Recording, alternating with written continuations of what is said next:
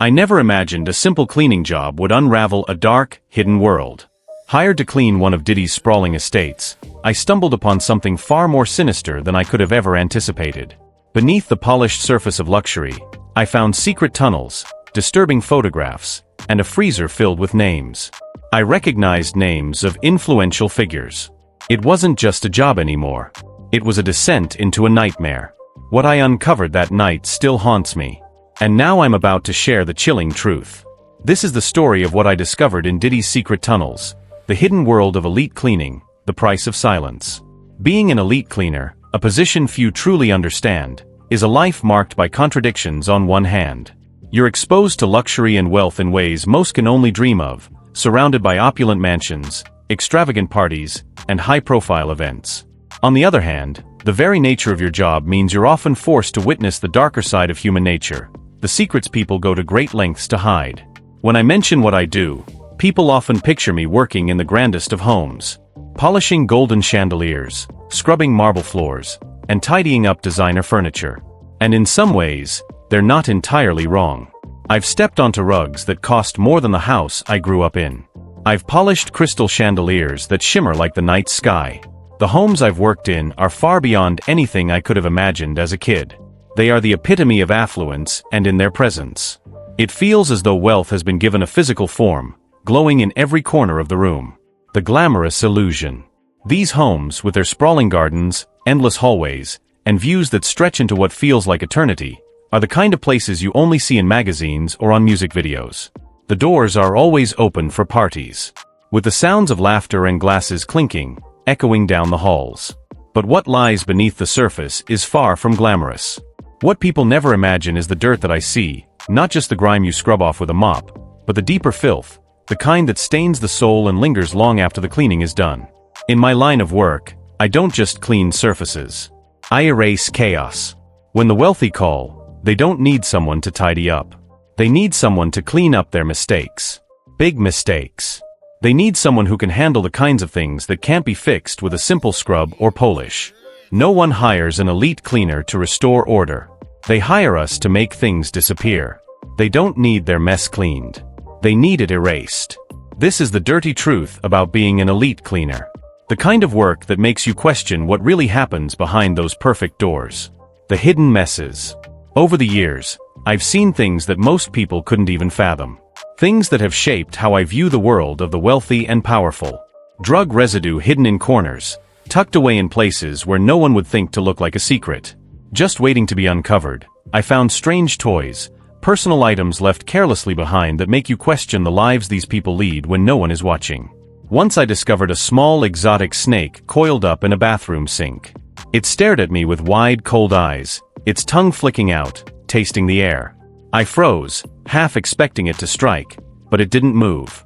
It just looked back at me, almost as if it were as out of place in that bathroom as I was. Moments like that stick with you.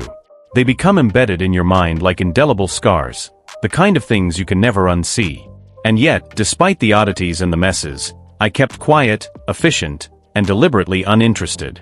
As a cleaner, curiosity isn't just discouraged, it's dangerous. You learn early on that asking too many questions can get you into trouble. The job is simple. Erase the chaos, restore the illusion of order, and leave no trace of what happened behind. The more I worked, the easier it became to distance myself from the reality of what I was cleaning up. But the more time I spent in the world of the rich and powerful, the heavier the weight of their secrets became the weight of the secrets. Every mess has a story, and it's not always as simple as spilled wine or broken glass. Some messes scream of violence, fear or rage, pieces of broken furniture scattered around like the remnants of a shattered soul. Other messes are more subtle, like the faint imprint of a wine glass left too quickly wiped away, a sign of something unspoken. But the stories are always there, hidden in the crumbs, the stains, and the subtle signs of chaos that linger long after the party's over. These stories stay with you, following you from one mansion to the next, clinging to you like the smell of stale alcohol that lingers in a room no matter how many windows you open. But nothing prepared me for that one call. It should have been just another job. Another routine cleaning at an extravagant mansion in Beverly Hills. But this time my boss's tone was different. He was cold, sharp, and almost robotic in the way he gave instructions. He said it was confidential, that there would be no questions and no curiosity. At first I hesitated. I've worked plenty of special jobs before, but something in his voice made me think twice. It wasn't fear, but something else? A quiet warning, almost as if he were trying to tell me without breaking protocol. For the first time in years, I considered saying no, but the payoff was too good to turn down. There was something urgent about the request, a feeling that they wanted to buy my silence before I even arrived. The mansion of secrets. I didn't realize then that I wasn't just walking into a job. I was walking into a secret. The mansion I was headed to belonged to none other than Diddy, an icon in the entertainment world, known for his lavish lifestyle, his extravagant parties, and his vast influence in music and business. I had heard the stories, the ones about his infamous gatherings, the kind of parties where excess wasn't just the theme, it was the rule. As I pulled up to the mansion, the scene before me looked exactly like what I had imagined. Broken bottles scattered across the polished floors, half-full glasses left abandoned on expensive furniture, and an overpowering stench of cigarettes mixed with something heavier, darker. The mansion itself was everything I expected. A sprawling estate with towering marble floors that reflected the glow of massive crystal chandeliers. The walls were lined with modern art that probably cost more than most people's homes. It was a palace, a place of unimaginable wealth. But there was an unsettling feeling about it, something you couldn't put your finger on. Beneath all the glamour, there was tension. You could feel it in the air, like something was being concealed in the shadows. It was subtle, almost imperceptible, but it made the hairs on the back of your neck stand up. When I met the team leader, someone I had worked with many times before, I noticed he wasn't his usual self. His eyes darted around nervously, and he didn't make much eye contact. He ushered me quickly toward a staircase that led down into the basement, telling me to handle that area with no further explanation.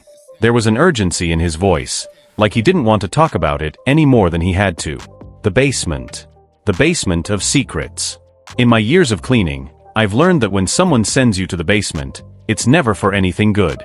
Basements are where people hide things, dark, incriminating things they don't want the world to see. They are where secrets are buried, and only the bravest or most desperate are tasked with making those secrets vanish. As I stood at the top of the basement staircase, I could already feel the unease creeping up on me.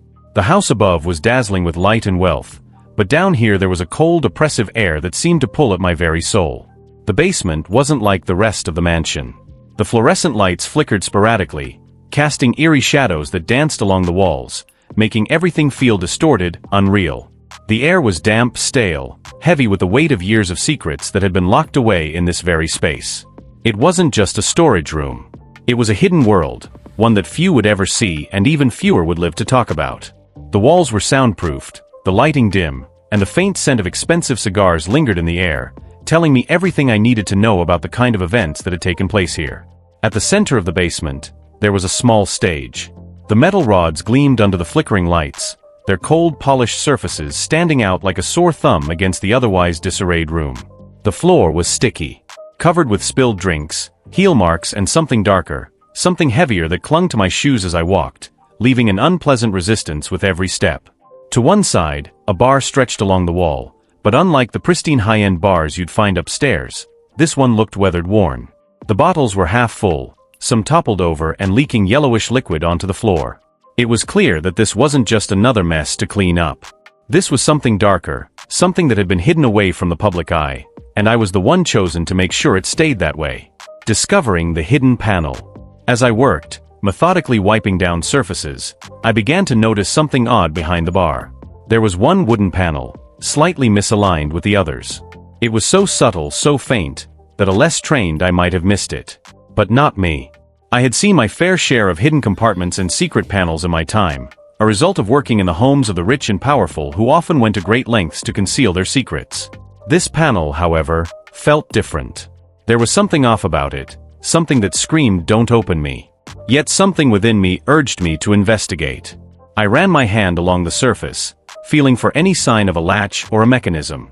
As my fingers grazed the edge, there was a faint click, barely audible over the hum of the lights.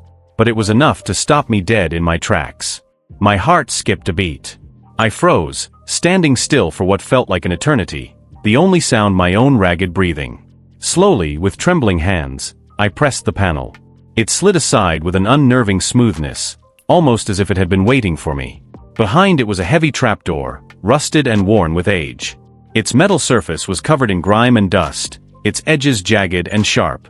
The hinges groaned as they were disturbed, the sound echoing like a warning.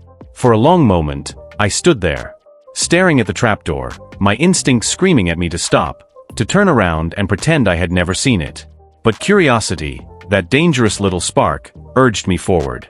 I crouched down and reached for the latch, my fingers brushing the cold, damp metal. I could feel my pulse pounding in my ears as I carefully lifted the door, the rusty hinges protesting. With a deafening creak that seemed to reverberate through the entire basement, the descent into darkness. The moment the trapdoor opened, I was hit with a rush of foul air. It was thick and putrid, like something long dead had been trapped down there, left to rot in the dark. The smell was overwhelming, damp, moldy, with a sharp, acrid tang that I couldn't place. My stomach turned, and for a moment I fought the urge to gag. I fumbled for my flashlight, my hands slick with sweat, and flicked it on. The beam of light cut through the darkness, illuminating a narrow iron staircase that spiraled downward into oblivion.